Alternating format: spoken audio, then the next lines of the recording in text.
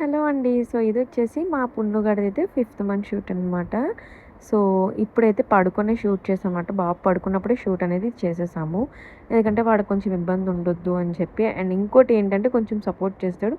Com గోయింగ్‌గా అయిపోతుంది. ఎందుకంటే fourth month shoot అయితే అస్సలు ఒప్పుకోలేదు. చాలా గోల చేశాడు.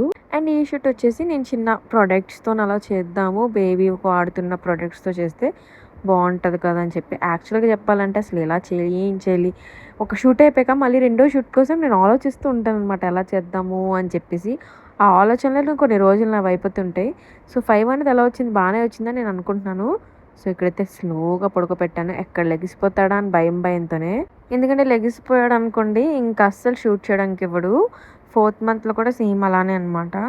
హార్డ్‌లీ కొన్ని ఫోటోసే తీసాం అండ్ కొంచెంసేపే ఉన్నాడు. సో, ఇప్పుడు పడుకున్నాడు కాబట్టి నాకు ఈజీగా షూట్ చేయడానికి అవ్వింది. అండ్ అలానే కొంచెం వాడికి కూడా కామ్‌గా అనిపిస్తది. హ్యాపీగా పడుకుంటాడు కదా! సో, డిస్టర్బెన్స్ లేకుండా అని చెప్పి అనిపించిందనమాట. షూట్ మధ్యలో లెగిసిపోతాడేమో అనుకున్నాము. బట్ లెగలేదు. ప్రశాంతంగా పడుకున్నాడు. అండ్ ఈసారి కూడా డైపర్‌తోనే షూట్ చేసాము.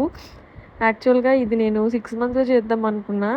బట్ ఇంకా ఫిఫ్త్ మంత్‌లోకే షూట్ చేసేసాను. బట్ చాలా బాగా వచ్చింది గైస్. మీకెలా అనిపించిందో కమెంట్స్‌లో అయితే చెప్పండి.